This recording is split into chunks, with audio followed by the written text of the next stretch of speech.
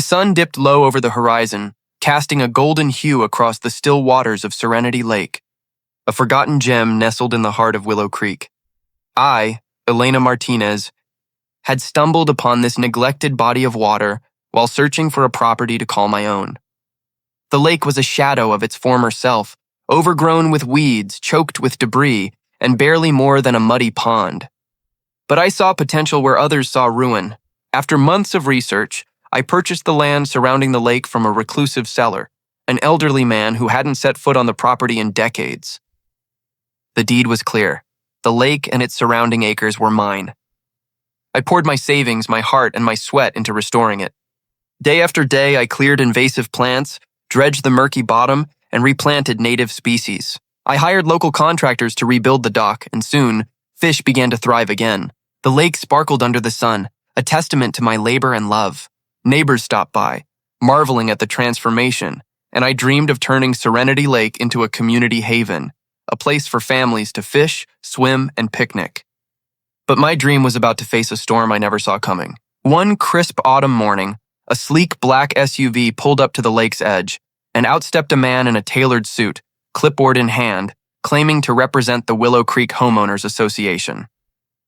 His name was Richard Baxter, and his smug grin told me he wasn't here to admire my work. He handed me a letter, its words cold and official. The HOA claimed ownership of Serenity Lake. According to them, the lake had always been part of their jurisdiction, and my purchase was invalid. My heart sank as I read the document, my hands trembling with a mix of anger and disbelief. How could this be? I had the deed, the title, the proof.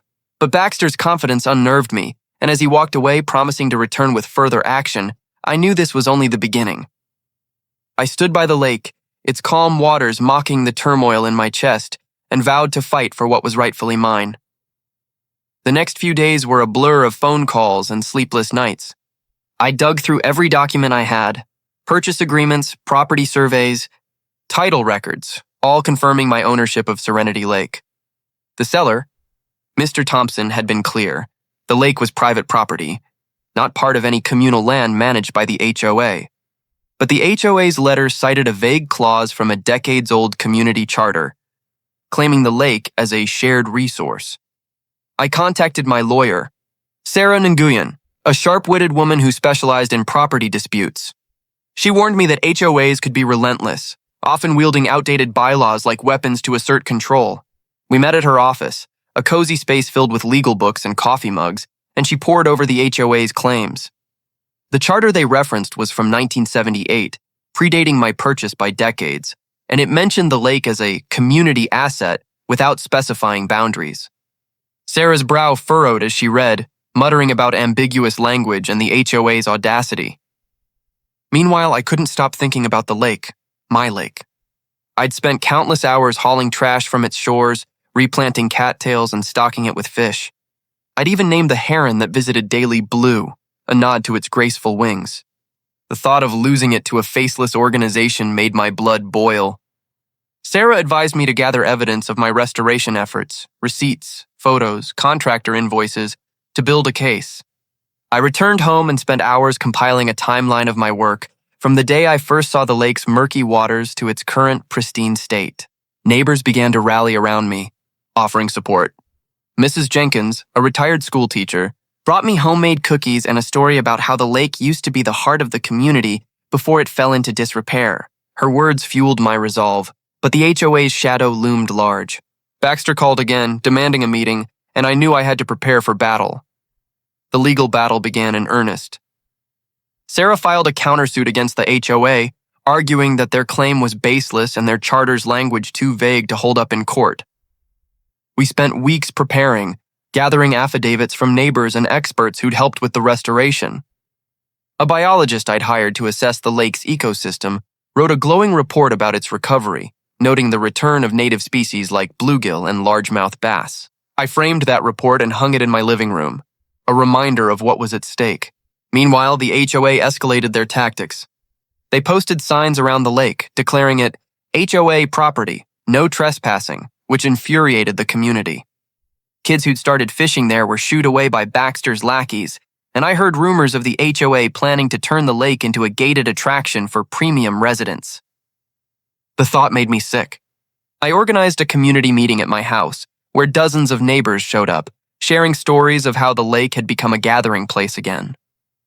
The Patels presented their petition, now with over 200 signatures, and Mr. Rodriguez brought photos of his grandkids catching their first fish. Even Blue the heron seemed to sense the tension, perching closer to the dock as if guarding it.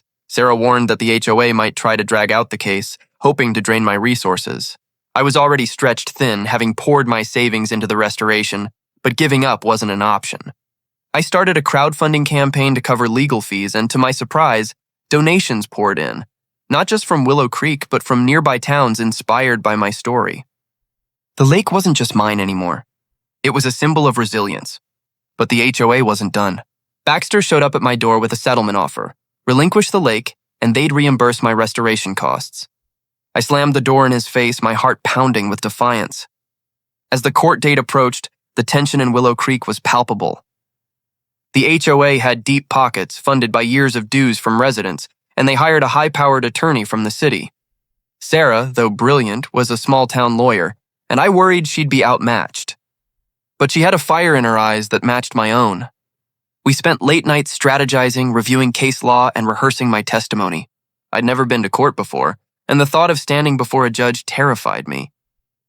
But every time I doubted myself, I'd walk to the lake and watch the sunset reflect off its surface, reminding me why I was fighting. The community rallied harder, with Mrs. Jenkins organizing a Save Serenity Lake rally. Dozens of residents gathered by the water, holding signs and chanting for justice. Local news caught wind of the story, and soon reporters were interviewing me about the lake's restoration and the HOA's overreach. The publicity put pressure on the HOA, but it also made Baxter more aggressive. He started spreading rumors that I'd illegally altered the lake's ecosystem, prompting an environmental inspection. The inspector, a no-nonsense woman named Dr. Patel, found no violations. My restoration had been meticulous. Her report became another weapon in our arsenal. Meanwhile, I discovered a dusty box of records in Mr. Thompson's old shed, including a 1970s survey that explicitly excluded the lake from HOA jurisdiction. It was a bombshell, and Sarah nearly danced with joy when I showed her. We submitted the survey to the court, hoping it would seal our case. But the HOA countered with their own expert, a surveyor who claimed the lake's boundaries were ambiguous. The back and forth was exhausting, but I refused to let doubt creep in. Serenity Lake was worth every sleepless night. The day of the trial arrived, a chilly morning that felt heavy with anticipation. The courtroom was packed with Willow Creek residents, their presence a quiet show of support. I wore my best blazer, my hands clammy as I took the stand. Sarah presented our case with precision, laying out the deed, the survey, and the biologist's report.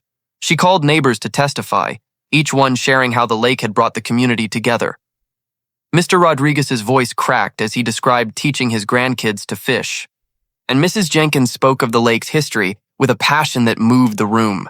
The HOA's attorney, a slick man named Mr. Grayson, tried to poke holes in our evidence, arguing that the community charter superseded my deed.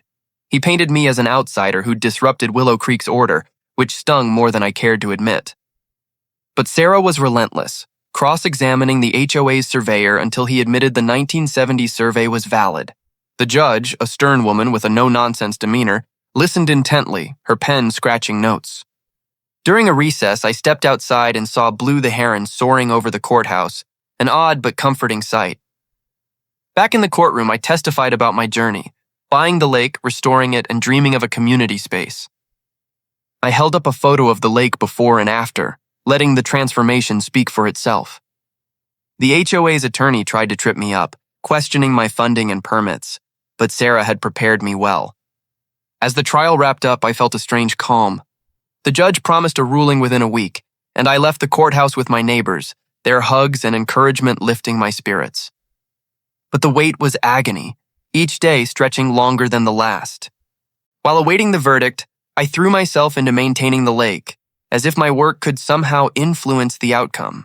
I trimmed the cattails, checked the fish populations, and even built a small bench by the dock, where I'd sit and watch bluefish at dawn. The community continued to show up, some bringing their kids to play by the water, others offering to help with upkeep.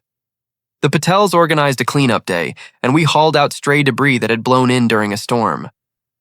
It was a reminder that Serenity Lake wasn't just mine, it belonged to everyone who'd come to love it. But the HOA wasn't idle. Baxter sent another letter, this time accusing me of inciting unrest with the rally and petition. I laughed bitterly, wondering how a group meant to serve the community could be so out of touch. Sarah called to update me on the case, saying the judge had requested additional documents from both sides. We sent everything we had, including the crowdfunding records to prove community support. The HOA, meanwhile, submitted a glossy proposal for their premium lake access plan, complete with artist renderings of a gated entrance. The audacity of it made my stomach churn. I started losing sleep again, haunted by the thought of losing everything. One night I walked to the lake and sat on the bench staring at the stars reflected in the water. I thought about my parents who'd taught me to fight for what mattered. They'd passed away years ago, but their lessons kept me grounded. I whispered a promise to them and to myself that I'd see this through. The next morning, a neighbor dropped off a batch of letters from kids who'd drawn pictures of the lake, thanking me for bringing it back. Their crayon sketches of blue in the sparkling water gave me the strength to keep going. The judge's ruling came on a rainy Tuesday, and I drove to Sarah's office with my heart in my throat. She greeted me with a cautious smile, holding a sealed envelope from the court. We opened it together, her eyes scanning the pages faster than mine could keep up. The judge had ruled in our favor. Serenity Lake was mine, the 1970s survey overriding the HOA's vague charter. The court found no evidence that the lake was ever under HOA control, and my restoration efforts were deemed lawful. Sarah hugged me, laughing as I sat stunned, tears streaming down my face. The victory felt surreal, like waking from a nightmare. We called a community meeting that evening, and the room erupted in cheers when I shared the news. Mrs. Jenkins cried, Mr. Rodriguez toasted with his fishing hat raised, and the Patels promised a celebration by the lake. But the HOA didn't go quietly. Baxter issued a statement claiming they'd appeal, though Sarah assured me their case was weak. I spent the next few days basking in the lake's beauty, inviting neighbors to join me. Kids splashed in the shallows, and Blue the heron seemed to approve, gliding low over the water. The crowdfunding donors sent messages of congratulations, and I used the remaining funds to install a small playground near the dock. The lake was alive again, not just with fish and plants, but with laughter and community. Still, I kept an eye on the HOA, knowing their pride might push them to try again. I hired a security company to monitor the property just in case. Every evening I'd sit on my bench watching the sunset and feel a quiet pride in what we'd achieved together. The celebration by Serenity Lake was a day I'd never forget. Neighbors brought potluck dishes, kids flew kites, and a local band played folk tunes as the sun set. I gave a short speech, thanking everyone who'd supported me, Sarah, the Patels, Mrs. Jenkins, Mr. Rodriguez, and even the strangers who'd donated to the cause.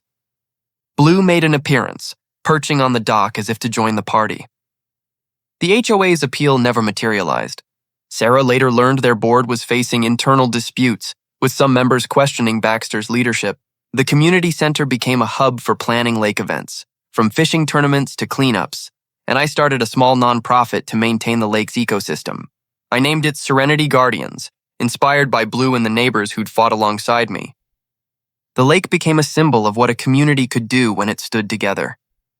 I hired a local artist to paint a mural on the community center, depicting the lake's journey from neglect to revival. Every time I walked by it, I felt a swell of pride. But I didn't rest on my laurels. I worked with Sarah to ensure the lake's legal protections were ironclad, updating the deed and filing for environmental conservation status. The state recognized Serenity Lake as a protected habitat, thanks to Dr. Patel's report on its biodiversity. I even started a blog sharing the lake's story and tips for others facing HOA battles. Messages poured in from across the country, people inspired to fight for their own spaces. Serenity Lake wasn't just a place anymore. It was a movement. Years later, Serenity Lake remains the heart of Willow Creek. I still walk its shores daily, now with my own kids, who love chasing Blue's descendants and skipping stones. The community has grown, but the lake remains a constant, a place where neighbors connect, where kids learn to fish, and where I find peace. The HOA, humbled by their defeat, has stayed out of my way, their influence waning as new board members prioritize community over control. I've become a local advocate, helping others navigate property disputes and sharing the lessons I learned. Sarah and I remain close, often laughing over coffee about our courtroom victory. The lake's ecosystem thrives, with native plants and fish flourishing under the care of Serenity Guardians. I've added more benches and a walking trail funded by community donations. Every summer we host a festival, drawing visitors from beyond Willow Creek. The mural on the community center has become a landmark, a reminder of what we fought for. Sometimes I sit by the lake at dawn, watching the mist rise off the water and think about how far we've come. Serenity Lake taught me about resilience, community, and the power of standing up for what's right. It's more than a lake now, it's a legacy. And as I watch my kids play by the water, I know it was all worth it. Blue, still gliding over the lake, seems to agree.